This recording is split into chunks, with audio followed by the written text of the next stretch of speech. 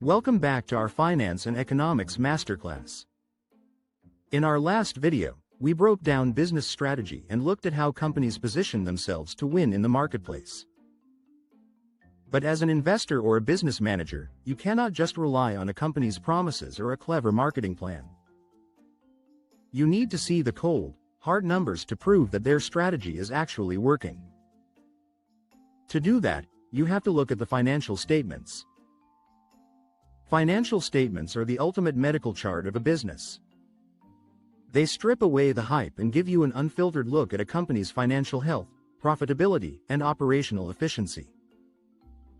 If you want to build true financial literacy, you must know how to read the three core financial statements: the income statement, the balance sheet, and the cash flow statement. Let us break down exactly what each one does and how they connect. First is the income statement, which is sometimes called the profit and loss statement. This document tells you how much money a company made and spent over a specific period, like a quarter or year.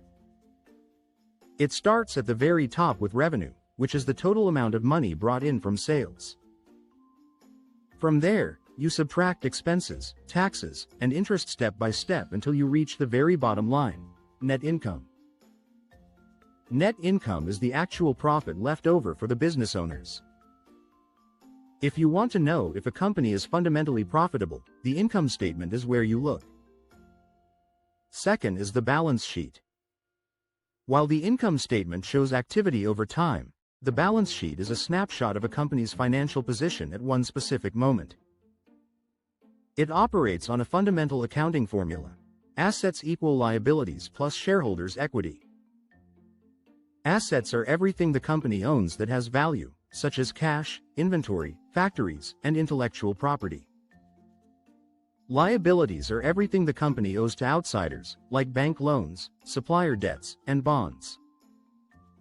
Shareholders' equity is what is left over for the owners after all liabilities are paid off.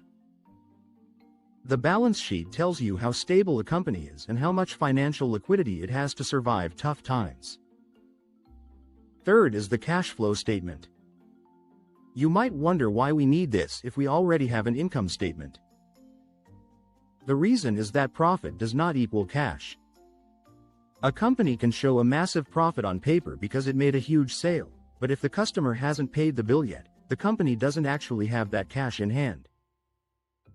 The cash flow statement tracks the actual physical cash moving into and out of the business across three areas: operating activities, investing activities, and financing activities. A company can survive for a while without accounting profits, but it will go bankrupt instantly if it runs out of cash. Learning to read these three statements allows you to calculate critical financial ratios and assess whether a business is a safe investment or a ticking time bomb.